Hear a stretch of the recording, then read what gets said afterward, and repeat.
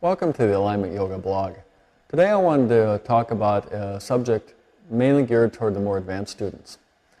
In Alignment Yoga we work quite often with people in the teacher training program and other fairly advanced students of yoga. And an interesting pattern we've seen is the advanced students, how often we find a tremendous rigidity in the spine, especially in forward flexion. Oftentimes their spine is more rigid than the beginning students. It became very interesting to roll up our sleeves and take a look at why is this.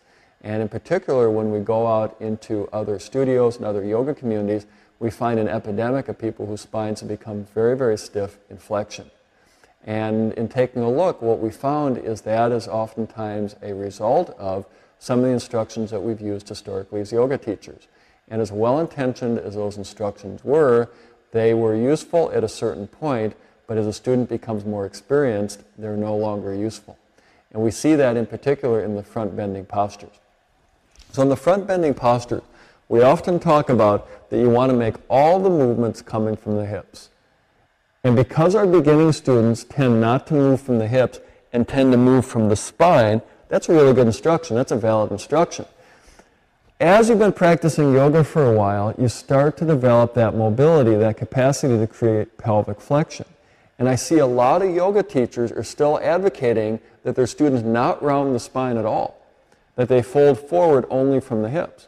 And as you develop very, very loose hamstrings, you'll find that yes, you can start to fold forward quite a ways without any rounding of the spine. But if you do this every day all the time, your spine becomes very rigid. And especially I see in the neck how many advanced yoga students, their necks become very rigid. So what we're looking for in the front bending postures for the advanced students is make as much of the movement as you can from the pelvis, pelvic flexion. But it is okay to round the spine. Go ahead and let the spine articulate too as you come over forward, even letting the neck contribute to that articulation, that rounding. Now I know there's a lot of yoga teachers out there that are going to say that rounding the spine is harmful for the spine. And I don't honestly know where that idea came from.